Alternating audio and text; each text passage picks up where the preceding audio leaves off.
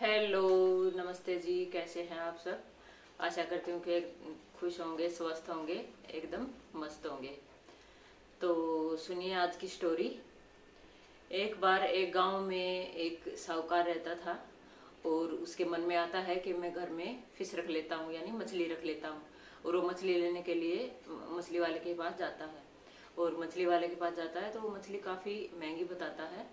और वो सेठ बोलता है, साहूकार बोलता है कि नहीं, आप तो महंगी दे रहे हो, मेरे को तो सस्ती चाहिए। तो उसको गुस्सा आता है मछली वाले को और बोलता है कि सस्ती चाहिए तो और ही कहीं से ले लो, मैं नहीं दूंगा आपको सस्ती, मेरे को तो ज़्यादा पैसों में चाहिए, मेरे को भी तो बचत चाहिए। तो सेठ वहाँ से झुंझला के और निकल जाता है और पता करता है कि वो कहाँ से लाता है। और वो जहाँ से वो मछली वाला लाता था उस डीलर के पास जाता है मछली लेने। उसको बोलता है भाई मछली दो, मेरे को मछली चाहिए, मेरे को मछली रखनी है घर में। तो वो बोलता है कि ठीक है ले जाओ, इतने की है। सेठ फिर बोलता है कि तुम तो महंगी दे रहे हो। साहूकार बोलता है, सेठ बोलता है कि तुम तो महंगी दे रहे हो। फिर वो बोलता है, वो मछली वाला वो भी झुंझलाता है और झुंझला के बोलता है अच्छा ठीक है जा और कहीं से ले ले। कहता तू कहाँ से लाता है? उस डीलर से पूछता है तू कहाँ से लाता है? कहता मैं तो तालाब से लाता हूँ, तू भी ले आ तालाब से। तो साहूकार के समझ में आ जाती है, सेठ के समझ में आ जाती है और वो चला जाता है। कहता है बात तो सही है, तालाब से लाऊंगा, फ्री में लाऊंगा और फ्री में पालूंगा, अपना शौक पूरा करूंगा फ्री में। और वो चला जाता है तालाब में। तालाब में जाता है तो मछली ढूंढते ढूंढते ढूंढते ढूंढते काफी अंदर तक चला जाता है तालाब में और मछली तो मिलती नहीं है। और वो मछली वो बिल्कुल बीच में चला जाता है तालाब के और बीच में जाके भूल भी जाता है कि वो मछली लेने गया था। क्योंकि उसको तो अपनी जान की आफत आ गई, क्योंकि उसको ध्यान आता है कि उसको तैरना नहीं आता। और वो करता है भगवान मैंने कहाँ आफत में पैर घुसा दिया, मेरे को निकालो, कैसे निकालो निकालो। उसकी जान को बन गई और वो बोला है भगवान मुझे बाहर निकालो, मैं 51 ब्राह्मण को खाना खिलाऊंगा, मेरे को नहीं मछली उछली चाहिए। तो वो ऐसे राम राम करके आंख बंद करके और निकलने लग गया तो कुछ कुछ दूर निकल गया। फिर कहता है अरे बेकार में ही 51 ब्राह्मणों को खाना बोल दिया मैंने, मैं तो किसको ही खिला दूंगा, आधा तो निकल ही आया। और फिर थोड़ा सा और निकल जाता है, फिर कहता है अरे मैं तो 11 को ही खिला दूंगा, थोड़ा सा और निकल जाता है। फिर और ऐसे धीरे धीरे करके वो बिल्कुल बाहर निकल जाता है। बाहर निकलने के बाद बोलता है अरे मैं तो अपने आप ही निकल के आया हूँ, भगवान तूने क्या किया, चलो एक ब्राह्मण को तो मैं फिर भी खाना खिला ही दूंगा। और वो एक ब्राह्मण को खाना खिलाने के लिए रेडी हो जाता है और नगर में घूमने लग जाता है कि कोई एक ब्राह्मण मेरे को मिल जाए, थोड़ा सा खाना खाने वाला, कमजोर सा कोई, कि मैं थोड़ा सा खाना उसको खिला दूं। और फिर एक उसको ब्राह्मण मिल जाता है और वो ब्राह्मण से पूछता है कि ब्राह्मण देवता आप खाना कितना खा लेते हो? तो ब्राह्मण देवता बोलते हैं, एकदम से मन में आती है ब्राह्मण देवता के कि ये साहूकार जो है ये एकदम कंजूस है और ये कम खाना खाने वाला पंडित ढूंढ रहा है। वो ब्राह्मण बोलता है सूखे से मन से कि अरे मेरे को कहाँ भूख लगती है, मैं तो 2 पूड़ी मुश्किल से खा पाता हूँ। तो सेठ साहूकार खुश हो जाता है और कहता है चलो ठीक है, तुम मेरे घर कल खाना खाने आ जाना और 9 बजे से पहले ही आना, ताकि मैं दुकान से जाऊं उससे पहले आपको खाना वाना खिला के और आपकी सेवा करके फिर मैं अपनी दुकान पे चला जाऊं। तो ब्राह्मण बोलता है ठीक है। लेकिन ब्राह्मण के समझ में आ जाती है बात कि सेठ बड़ा कंजूस है, तो जाऊंगा 9 बजे के बाद ही जाऊंगा।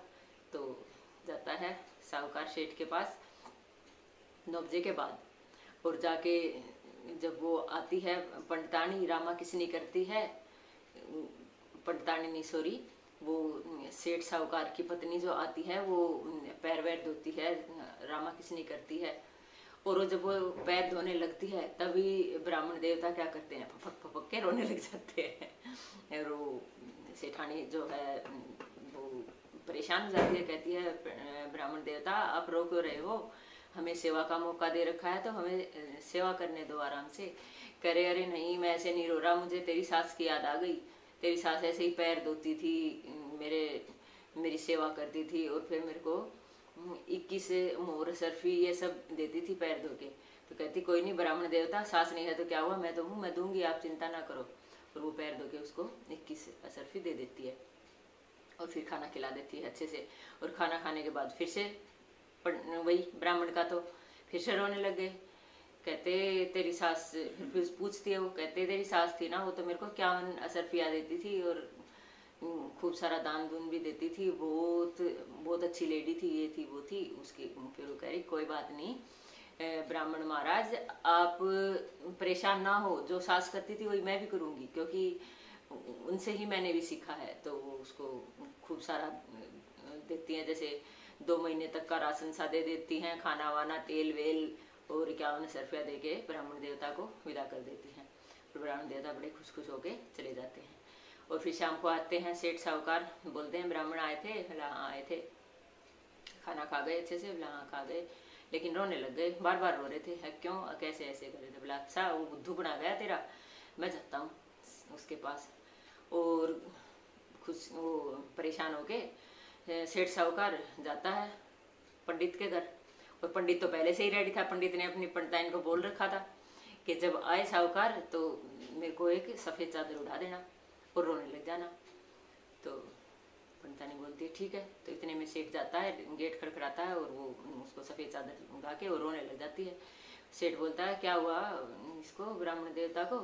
कह रही पता नहीं सुबह किसके घर खाने गए थे, ये तो जब से आए हैं बीमार पड़े हैं, पेट में दर्द हो रहा है, उल्टियाँ हो रही हैं, और जब तब से पड़े थे और अभी देखो बिल्कुल जी दे दिया। मैं तो कहाँ से क्या करूँगी, मेरे पास तो पैसे भी नहीं है इसकी अंतिम क्रिया करने के लिए भी, मैं क्या करूँगी?